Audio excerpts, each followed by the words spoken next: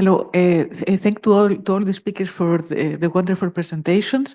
I have a question. I have multiple questions for the last speaker because as I'm not a basic scientist and I'm a lot of electrophysiologist, I have a problem with calling those absences. But are the same absences that we see in animal models that have the classical absences of I can tell to you what is my problem. The problem is that if I know that rats are not small persons and vice versa, but if we have an analogy with GRIN to B or GRIN to A patients, we see atypical absences because we see the SS during sleep, as we show also that you have a lot of activity in sleep. So in the human EEG, as we see the spikes better and everything, it's not the same absences as the ones of 3 Hertz classical absences, generalized epilepsy. I don't know whether you. No, definitely.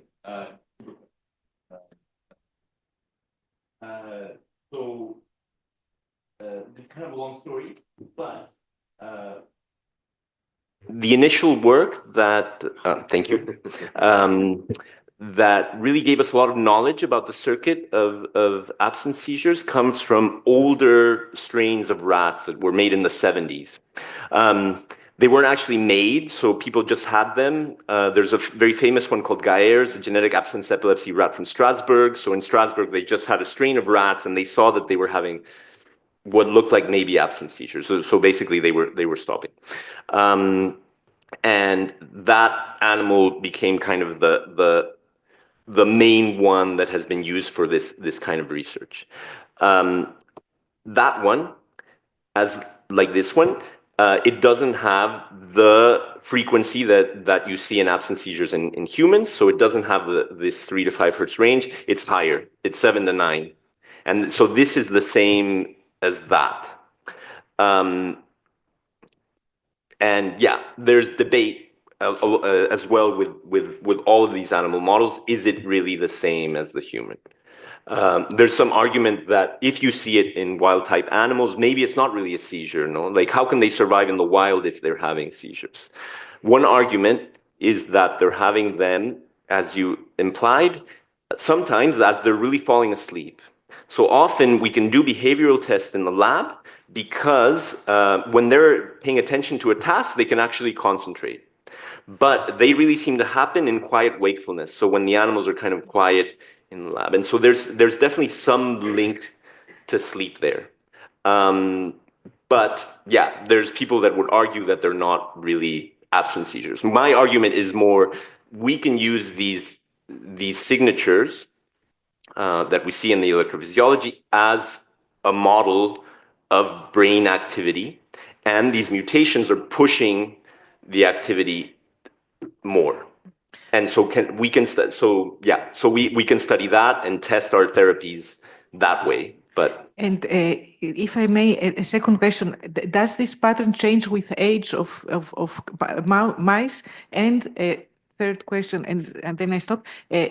If you don't get it as a classical absence, maybe see other molecules, not for general the molecules that we use in GRIN to be in humans. I mean, but yes. Not only. Yes, so they do change with time. They seem to have more of them as they age. So it starts to happen more and more. We don't really understand why. And yes, so for me, it's fabulous to be at this meeting because we realize, God, we're not really trying the drugs that people are really interested in finding. And so I think that there's major interest in my lab to test other therapeutics that are more relevant really to the disease. So I think that that's an important future aim. Hi, I have another question about the rat model. Here. Hi. Sorry, yeah. So one is, can you say more about the frequency of the absence seizures And do all the animals experience them? The frequency of the absence? Yes. So I'm trying to remember the exact frequency frequency in terms of within the event, or frequency of occurrence, or yes. when they happen. Yeah, occurrence. Yeah. So they're happening throughout the day, probably about 20 events per hour. And I think it's quite interesting, actually. So yes, these animals are outbred, meaning that we have another population of animals that will give a kind of another genetic background, and we keep mixing that so that they don't all become genetically identical. But it's still one population of animals that we're using, no? So like it's definitely not as heterogeneous as a human population. But with not just with this model, but with many other ones, we see really a range of seizures. So there's some animals that have many more, some animals that have many less, some that don't have it at all. And we don't know why. It must be some sort of other genetic modulation, because also they all live in the same environment. I mean, they're in their kind of holding rooms. So we don't really understand this at all. So there must be other genetic modulators that make things worse or better somehow. And the other question is, do you, apart from the epilepsy seizures, the seizures, do you see differences in brain activity, meaning alpha, delta waves in these animals? Yes, but only during specific brain states. So we only see that in non-REM, that there's differences. So what I didn't get to talk about, but what I'd like to talk about later is kind of developing biomarkers, EEG biomarkers that are clinically translatable. We've had some success with SYNGAP that was talked about earlier, but the idea is to develop these in more detail and to potentially use either kind of more conventional signal processing analyses, somewhat like this, to look at alpha, like these kind of spectral things, or to start using AI and combining many different parameters within the EEG signals to come up with biomarkers. Because I was talking to Chris last night, who's involved in new genetic therapies, and basically for clinical trials, it's very important to have biomarkers. So not just an endpoint whether the disease is cured, but metrics for how well the brain is functioning, or how well it's. So we're going to keep going with that. A question for Dr. Berlin. I guess it also applies to Xavi a bit as well. So really interesting about the pregnenolone sulfates finding, but just kind of thinking about the spermine finding. Just interested in your views. So obviously these are, with the exception of GRIA3, all the GRI disorders are autosomal. So and they're dominant, so you have a healthy copy and an unhealthy copy. But what that doesn't mean is that all of your receptors have one healthy copy and one unhealthy copy. You know, all things being equal, there should be half should be like that. A quarter should be both variant, but a quarter should be healthy receptors. And so potentially targeting a PAM, even for a severe loss of function, it might still be a benefit, because you have a quarter of the receptors are kind of healthy and potentially responsive. And so I was curious, you mentioned an accentuation of the it was making it worse in terms of the spermine, at least in the expression systems. What do you actually expect that might mean in a neuron? Because if you're blocking something that's not responsive anyway, it may still be beneficial, because you're boosting the receptors the healthy ones that are the quarter. So yeah. That's quite a question. So it's true. It's completely true. So we don't know the receptor subtypes, but with the heterologous expression system, it's very easy for us to say exactly what kind of receptor would react how. And that's why we made this pan receptor screening, as I would say. And all the receptor types did not respond to spermine, except the diaterameric pure 2B2B. And that's why I said, so obviously we have some, supposedly, we have some not sick or wild type correct a receptor at the membrane, but we don't really know to what extent. And so it might be, but that spermin might actually boost their current, but for the other ones would actually reduce it or not do anything at all. And that's why I said it might worsen. We don't really know. But this is, I would say, this is the limitation of heterologous expression systems. Obviously, this is why we went towards the mouse. But as most of the people here showed, the models are not, to the best of my understanding, they're not recapitulating what's happening in perhaps children. Obviously, none of us have patched their neurons, but so that's why I said we kind of let it go. Spermin, as most of you know, it does not cross the BBB. It's very difficult to administer it. I mean, there's different ways, and you can use derivative spermidine and so on and so forth. So in my opinion, of course, we decided not to follow through or to pursue it because of these many unknowns. But still, it's and last comment, the predominant subtype is probably 2A, 2B anyhow.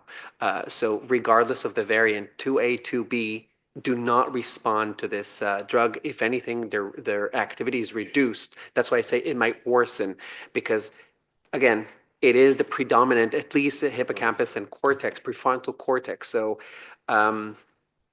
it's a note of caution. I don't know. Nobody has tried it. So that's why I said yes. If I can add something, we had the same problem when we were talking about serine effect. That some people were a common question was, is it serine potentiating the mutant receptors? And somehow we had this global view on the different populations of receptors, and at the end we were tackling the wild type, which was, I mean, the one that was providing the most of the NMDA currents. In heterologous expression system. Yes, but probably also in neurons. Can I comment on that? I don't know. It's a whole discussion, but so the comment made by Xavi was that if we applied L-serine, which is actually the active compound is D-serine, but again, details, we'll not get into it. But if you apply serine at large onto these receptors, which we've actually done and we've published it, again, there's also a matter of syntax definition. L-serine is not a potentiator; it's an agonist. It's basically it's like saying glycine is a potentiator. It's not. It's the ligand itself. Whether or not the receptors in the brain are fully saturated by glycine or D-serine is not really known. But obviously, as from the work that Xavi has shown, obviously they're not saturated because if you give them more, they will respond more. So that's purely observational and it's correct. I don't know. It's, again, it really depends on, so the comment by Xavi was that we have a lot of correct healthy receptors that will respond or will increase their current, which is true. This is what they see de facto.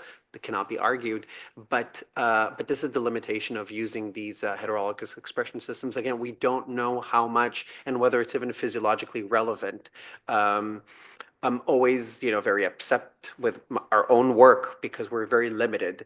But again, when we patch these neurons from these mice that have supposedly the correct genotype, as in patients, we almost see no deficits. And when we apply L-serine, indeed, it does increase the current.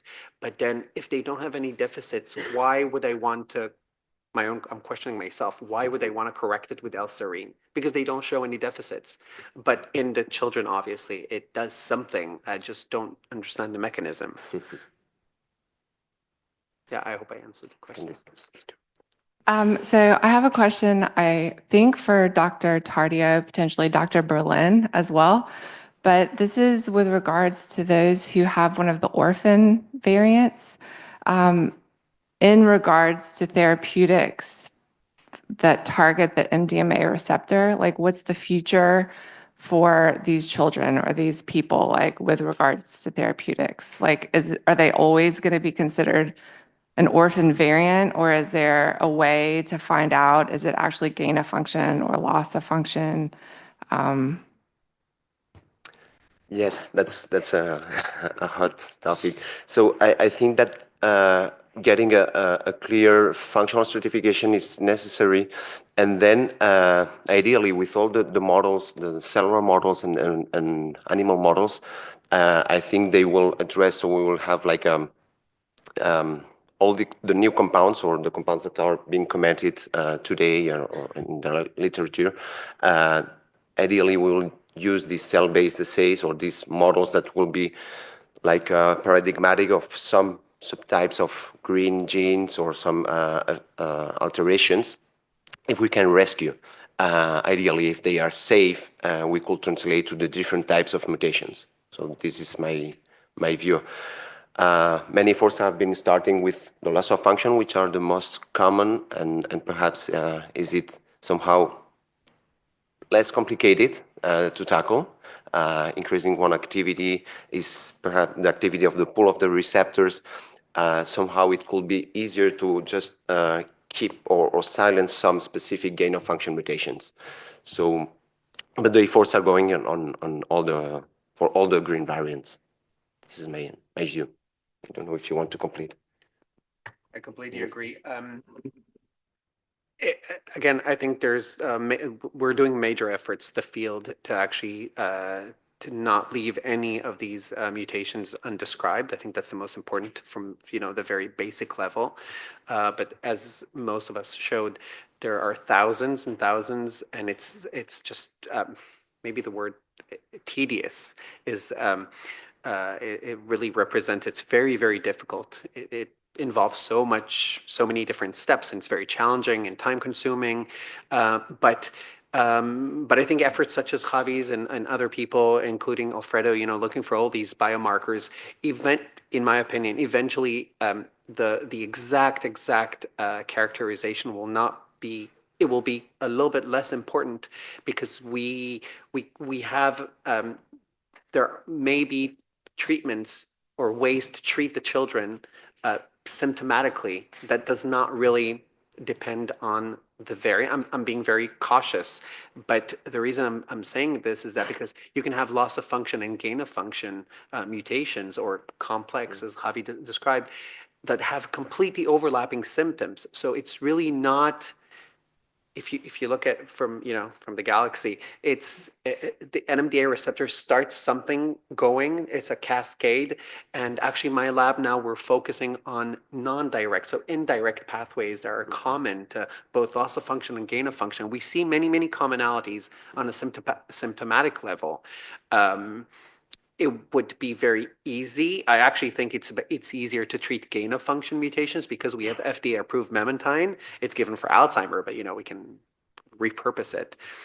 So we have many more blockers or inhibitors of NMDA receptors than openers. Openers, we only have L-serine technically, and other neurosteroids, but they do so many different off-targets effects that I'm not sure that we're going to get to talk about it. But so we're going towards indirect pathways, things that are common and that we see that they're upregulated, downregulated. And I think, in my opinion, that's going to be kind of a safer bet. It's kind of a one treatment to fit them all instead of, oh, you gain of function 20%, I'll give you this, and you're 40% loss of function, I'll give you. It's going to be so complicated. So we're trying to take it more simple. We're simple people. I don't know. That's our approach. Thank you. Okay, we have time for one last question. Thank you. This is a question for Dr. Alfredo.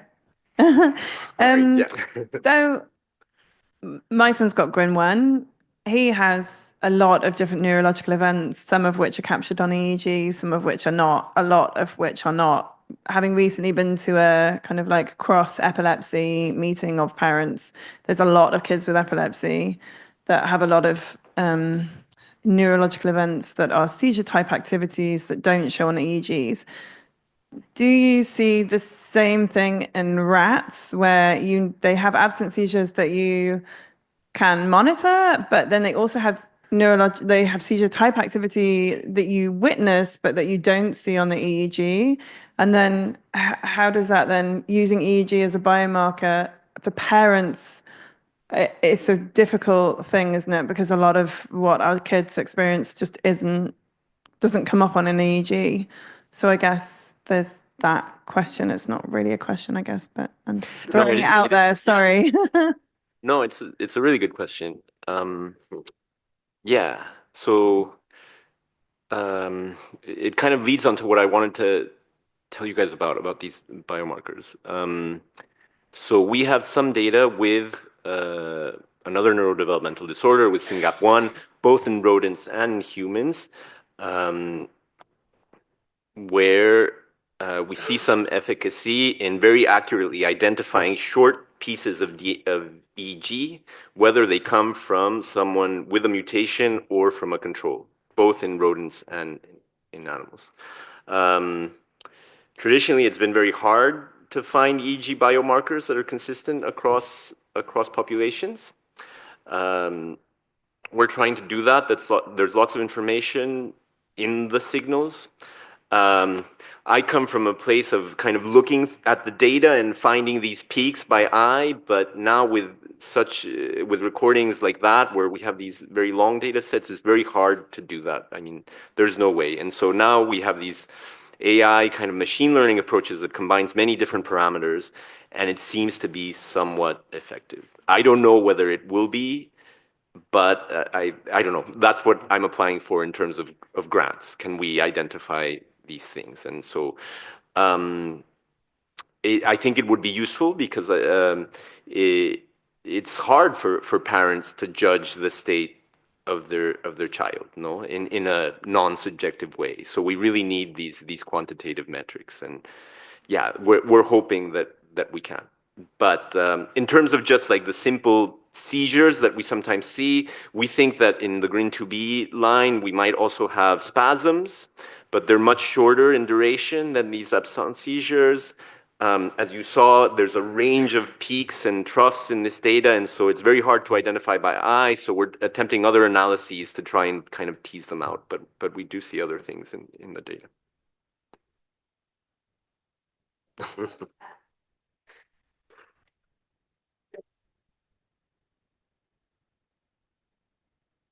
Oh.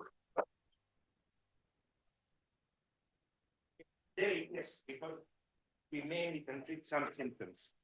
But the idea is that tomorrow maybe some of those treatment approaches will have a much more deviated and global approach, and not just to say, this is an absence I treated, this is a tonic seizure I treated, and so on. Today it is of importance, of course. And you need to disentangle the symptoms, otherwise you don't know what to give, because we are giving symptomatic treatments. But so both pathways are open. I don't think we should close one and open the other one. That's what I'm trying to say.